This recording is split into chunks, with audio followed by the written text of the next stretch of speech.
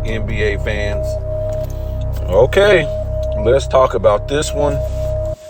We got a couple subjects right here. We're going to talk about LeBron not making the playoffs, his second season with an all-star teammate. Whoa, wow. Wait, hold on. You didn't never hear about that, right? Wait, hold on. What? Jordan didn't have an all-star teammate until when? 1990. And then 91, Pippen did not make the all-star team the next year, Jordan's first championship. So LeBron had an all-star teammate in his second season, missed the playoffs. Wow. Okay. Also, we're going to talk about LeBron faking an injury with like 4 minutes to go in the game, if I'm not mistaken. Yesterday, I think they were down by, I want to say 12 in the fourth quarter. It might have been 3 minutes, but he went back to the locker room. They knew they was going to lose that game. They just knew it. It was over. They was getting spanked. We'll talk about that in a minute. And I want to talk about the fact that LeBron has not been his own man his entire career. He kind of did the same thing and followed behind Shaq, right? He followed behind Shaq and tried to one-up Shaq at what he did. And, by going to Miami, and then he went to the Lakers. And to me, I think, he tried to one-up everybody who went to the Lakers, whether it was Shaq, Kobe, Kareem, Magic, Will, all these type of players. That's why he went over there to the Lakers. And the Lakers should be ashamed, okay? The Lakers should be ashamed, okay? I know we'll talk about that in a minute, but let's talk about this. We'll talk about the game last night. AD doesn't show up. And I really can't say that because you got to get AD the ball, okay? If this is a LeBron show, stop crying about AD isn't leading this team. AD's not scoring enough points. Look, how the 80s and 90s and basketball was ran before the LeBron era, your best guy gets the ball. Your best guy gets the ball. Your best guy gets the ball. No ifs, ands, or buts about it. If it's his team, he's going to get the most shots, okay? Stop the nonsense. Stop the, AD's not getting involved. This guy's running up and down the court, and they're just playing street ball, okay? They're not running no sets. They're not. Darvin Ham is trash. And I'm not saying this coming from the perspective of being a Lakers fan. I'm not a Lakers fan. I'm not a LeBron fan. But I'm sick of every time the Lakers lose, we're talking about AD. I'm sick of it. I'm sick of it. LeBron being one game, he's 1 for 4 from 3. Next game, he's 2 for 8 from 3. Next game, he's 7 for 7 from 3. Next game, he's 3 for 3. Dude, you are not a great three-point shooter. You're not a good three-point. You're horrible. You're horrible. It's just the sun is shining on your butt every once in a while. That's it. You're just chugging up shots. And it's mostly like repetition while you hit, while you're good at shooting them sometimes. You're not good. Okay, whatever.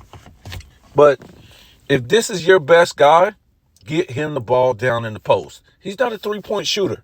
AD will rarely shoot a three, okay? So if you're trying to get the ball out, get the ball down, I can't even say it, get the ball to him, and he's way by the three-point line, or he's by the foul line or something like that, a lot of times it's not going to work out. AD is a low post guy. He does his most damage in the post, okay?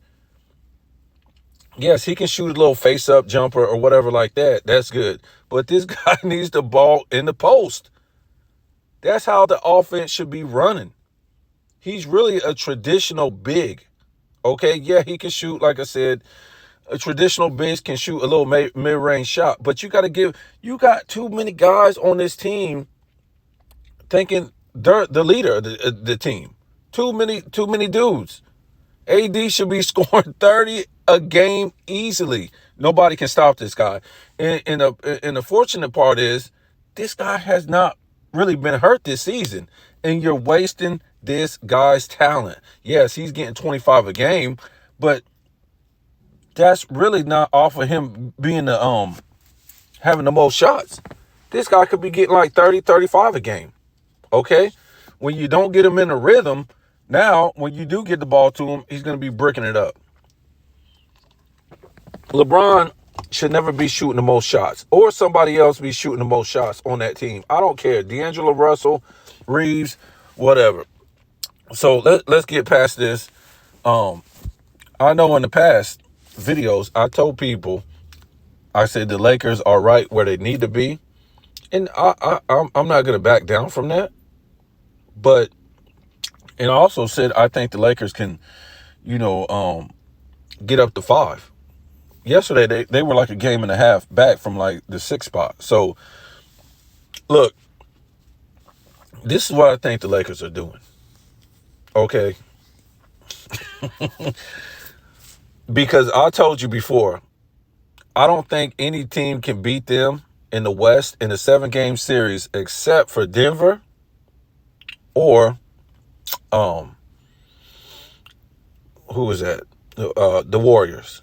Denver or the Warriors. Okay, that's the only team. Why? Because the rest of these teams haven't proven anything in the playoffs. When you can come tell me this, please come tell me. The Minnesota, OKC, Phoenix. I don't care that Kevin Durant's on that team. I'm talking about Phoenix as a team hasn't proven anything. The Clippers as a team hasn't proved anything in the playoffs. This is a totally different team.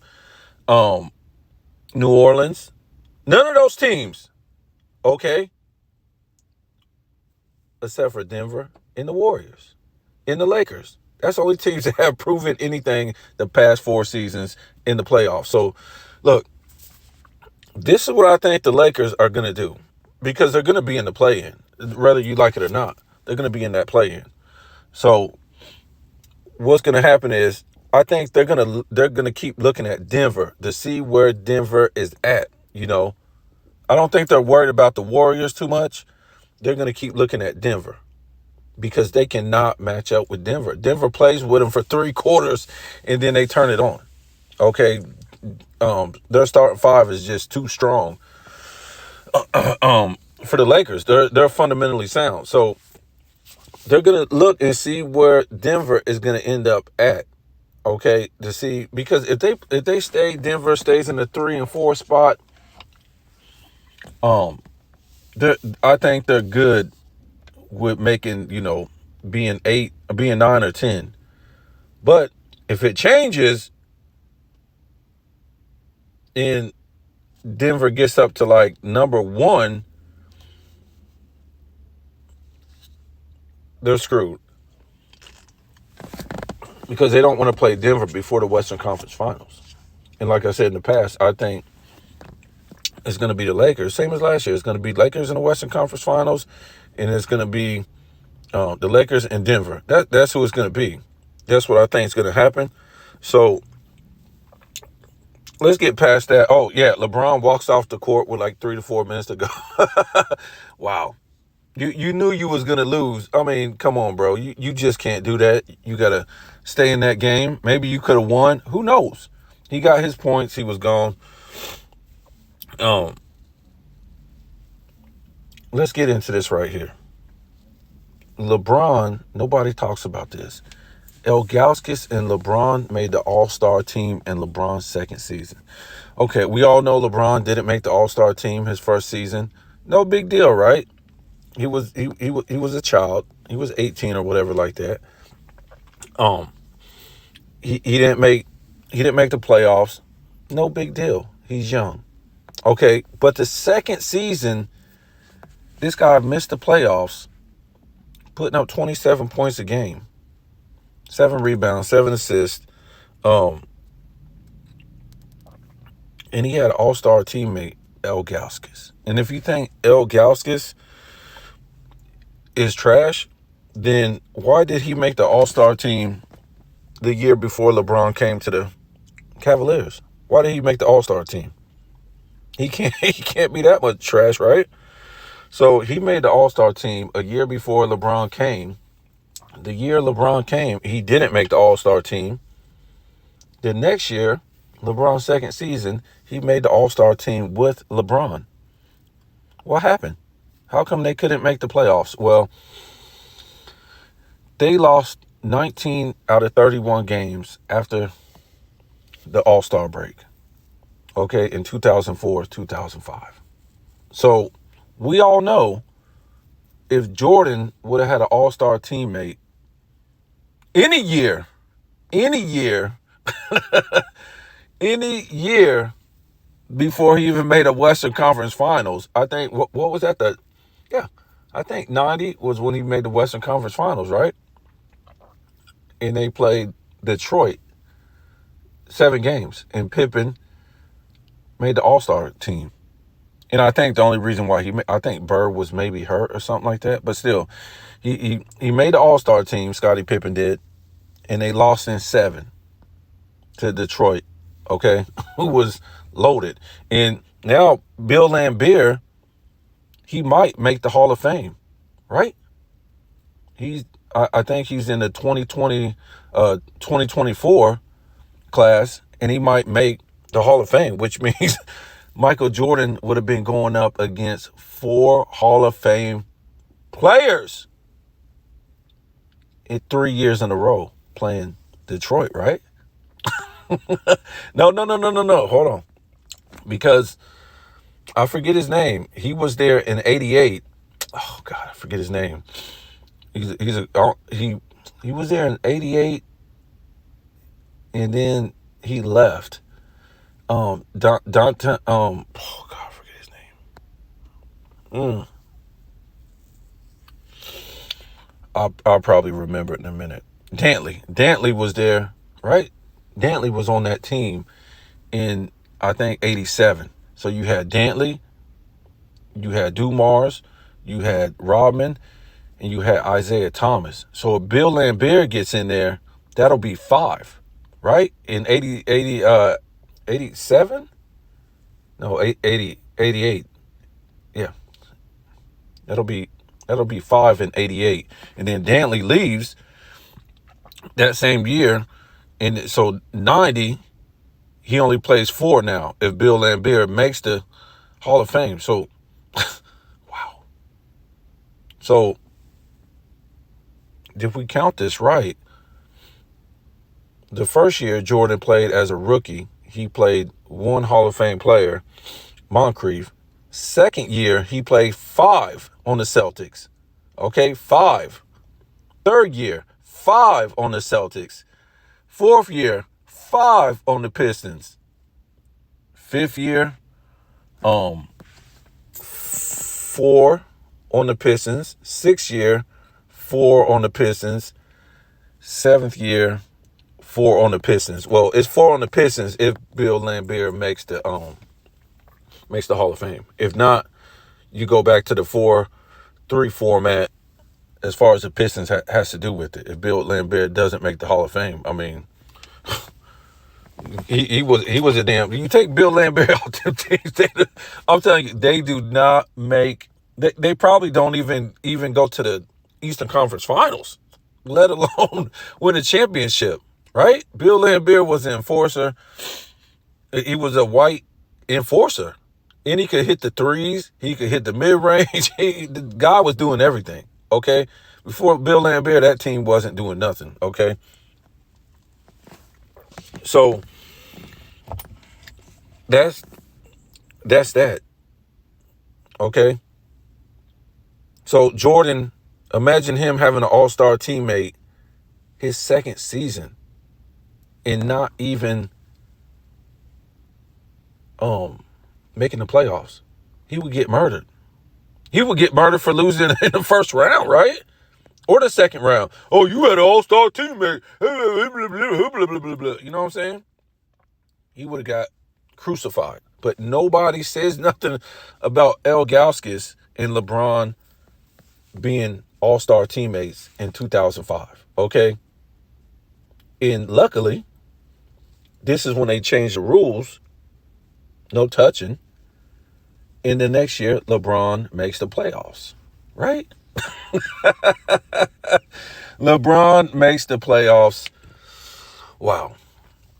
And we know what happened in that year. He melted down three. He took a 3-2 lead going back home to the Pistons. He could have closed it out and melted down in both games. Go look at his percentages. Free throws, turnovers, field goal percentage. He melted down in both games, okay? We don't call a meltdown a loss. Just because you lost, we don't call this a meltdown. We look at percentages. Okay, he could have scored 40 points and he shot 39% from the field. No. And he shot like 68% from the line. No, that's a meltdown. And he shot like 30% from the three. That's a meltdown. Oh, these are meltdown, folks. You guys are looking at the wrong stats. You looking at stats. Stats are good, but you got to look at percentages first. Okay, percentages are first. Okay, so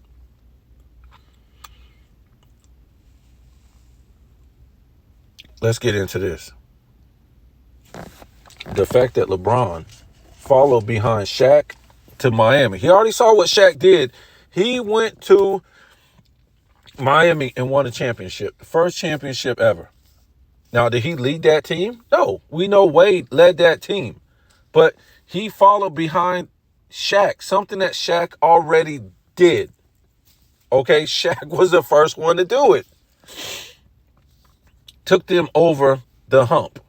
Okay, Shaq was still, I still would consider him the best center in the league at the time. There just wasn't really no good centers in the NBA at that time, unless you can refresh my memory. I'm not going to say they wasn't good, but Shaq was still better than most centers that was still in the league, right? You had Alonzo Mourning on that team, right? But he had been on the team forever, so you can't say he took them over the top. He was a role player. Gary Payton wasn't going to take them over the top. I think he was a role player. So it was Shaq. So to be the greatest, you got to do something, I think, that's original. Okay? And that wasn't original because Shaq already left his home.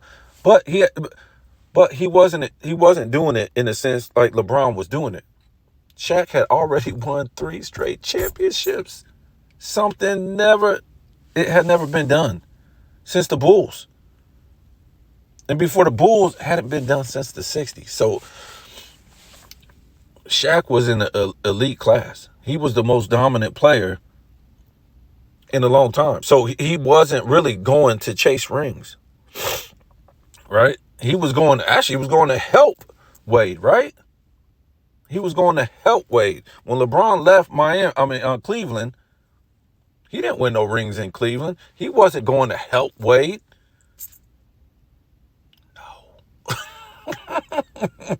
Wade was already the man. Wade was already, his legacy was already in stone, right?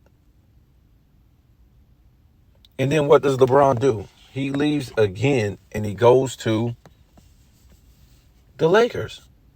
He's doing the same thing that Shaq did, right? The same thing that Shaq did going to the Lakers. But this time, what's he trying to do? He's trying to get there. Of course, he's trying to win a championship, but he's trying to one-up everybody since he's been there.